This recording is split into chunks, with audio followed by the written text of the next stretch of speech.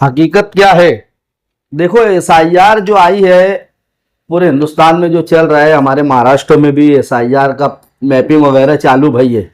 अभी बाकायदा सेकुलर तो नहीं आया है, लेकिन एसआईआर की मैपिंग चालू है। हकीकत से मुराद ये है कि एसआईआर, पहले सवाल ये पैदा होता है कि लाया कौन?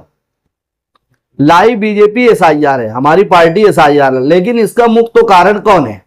आप एक बात समझ लो, आज से तकरीबन 1 साल पहले राहुल गांधी जी नई दिल्ली कांग्रेस मुख्यालय में 7 अगस्त 2026 को उन्होंने 2025 को उन्होंने कॉन्फ्रेंस ली, और कॉन्फ्रेंस लेके उन्होंने vote, bogus vote, double vote, bogus vote और डुप्लीकेट वोट के लिए उन्होंने कॉन्फ्रेंस लेके पूरे हिंदुस्तान को उससे वाकिफ कराया। एक वोट पटना में है तो एक वोट उसकी मुंबई में है, उन्होंने उजागर कराया। उसके बाद हम मालेगांव शहर सेंट्रल का इलेक्शन हुआ, असेंबली 2024 का, उसमें इलेक्शन खत्म होने के बाद एमआईएम का आमदार चुन गया यहां से, मुफ्ती इस्माइल। आसिफ शेख रशीद साहब ने मराठा दरबार में एक प्रेस कॉन्फ्रेंस ली, जिसमें उन्होंने 42,831 वोट जो कि बोगस थी उन्होंने उजागर किया नेशनल मीडिया के जरिए से। उन्होंने बताया कि किस तरह यहां बोगस वोट है और बोगस वोटिंग चलाई गई है। उसके बाद यहां के आमदार मालेगांव शहर के मुफ्ती इस्माइल कासमी, उन्होंने 12,000 बोगस वोटों की शिकायत दर्ज कराई। आज अगर आप देखेंगे 42 और 12,000, तकरीबन लगभग 50,000 बोगस वोट तो उन्होंने बताई। अब इस बोगस वोट को कट करने के लिए और शहर के अंदर जो बोगसगिरी चलती है इलेक्शन को लेके, और शहर के पूरे महाराष्ट्र में जो बोगसगिरी चलती है उसको खत्म करने के लिए बीजेपी सरकार ने, हमारी सरकार ने ये कदम उठाया कि एसआईआर को लागू किया।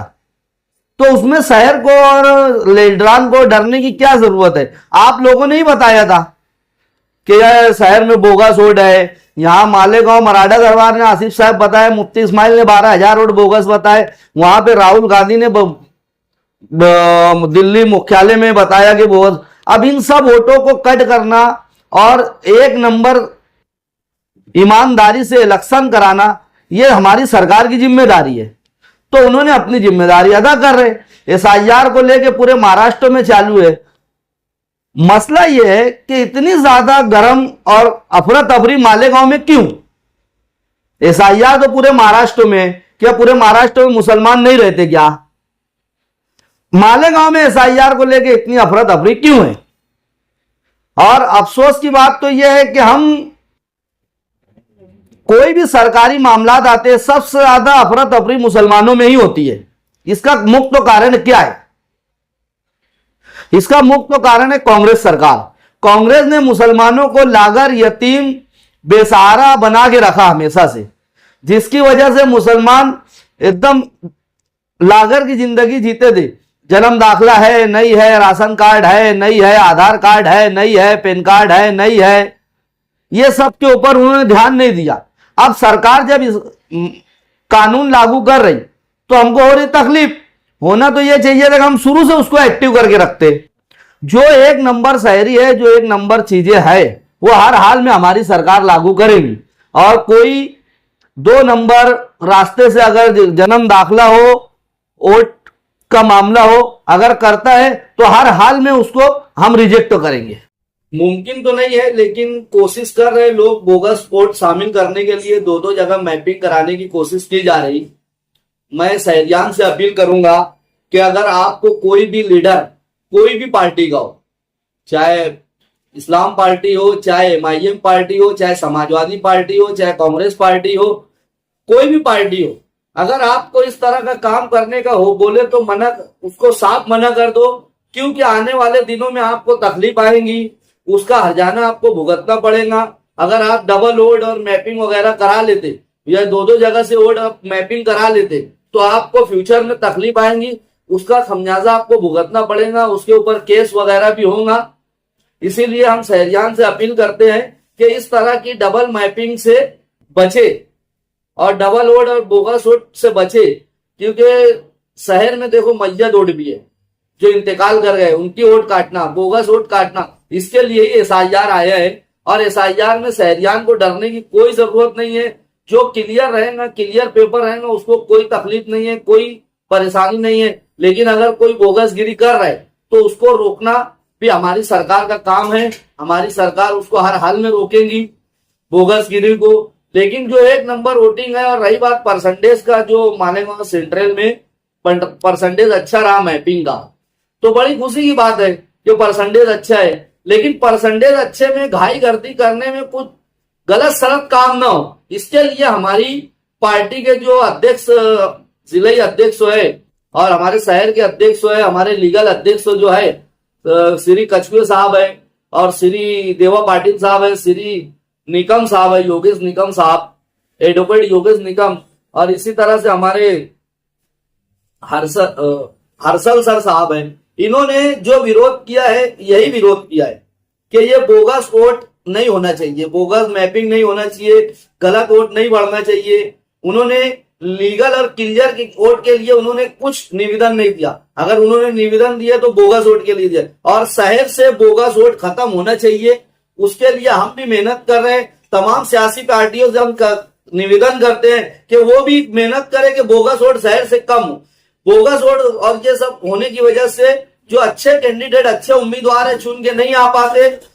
जो ताकत और पैसे के रुतबे के एतबार से रहता है वो चुन के आता है, फिर शहर में काम काज नहीं होता और कोई डेवलपमेंट नहीं होता, कोई विकास नहीं होता। हम वोट देने जाते हैं, वोट देने पता चलता है हमारी बोगस वोट गिर गई, तो उससे हमारा जमहूरी हक भी छीना जाता है। अगर जमहूरी हक को हमको बचाना है तो जमहूरी हक बचाने के लिए हमको ये बोगस वोट पे काबू पाने के लिए एसआईआर का साथ देना चाहिए। एक्चुअली ये दोनों पार्टी एक है, इस्लाम और एमआईएम, ये दोनों एक ही है। ये दोनों पार्टी मिलकर शहर को बेवकूफ बना रहे।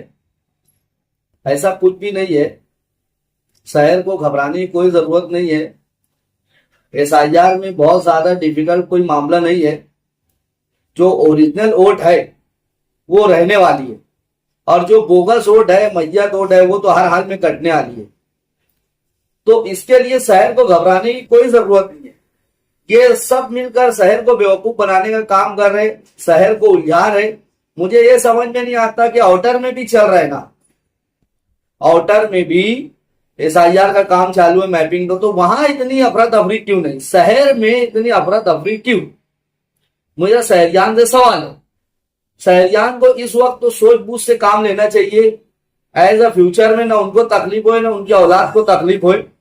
कोई ऐसा काम एसआईआर में गलत मत उठाना जिनसे आपको तकलीफ हो। आप सावधान रहे, अपनी वोट बचाए, अपनी सही मैपिंग कराए, और अपने जो पुरावे है उसको दे तजावीज, ताकि हम जमहूरी हक आने वाले इलेक्शन में अदा कर सकें। इन दिनों शहर में जो है अतिक्रमण को हटाने की मुहिम जारी है, इसे आप कैसा देखते हैं?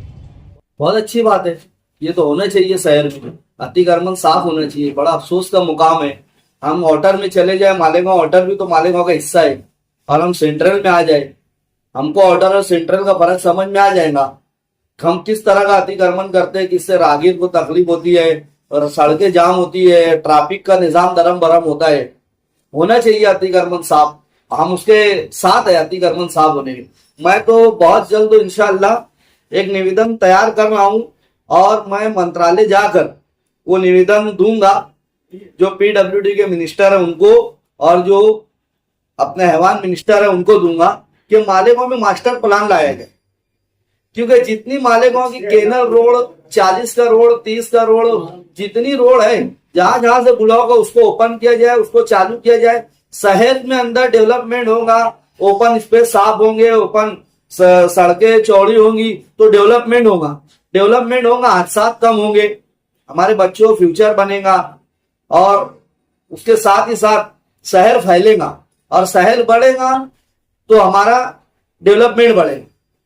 गुज़िश्ता 5 सालों से ये देखने में आया कि अतिक्रमण हटता है, फिर हफ्ते भर बाद, महीने भर बाद दोबारा अतिक्रमण बस जाता है।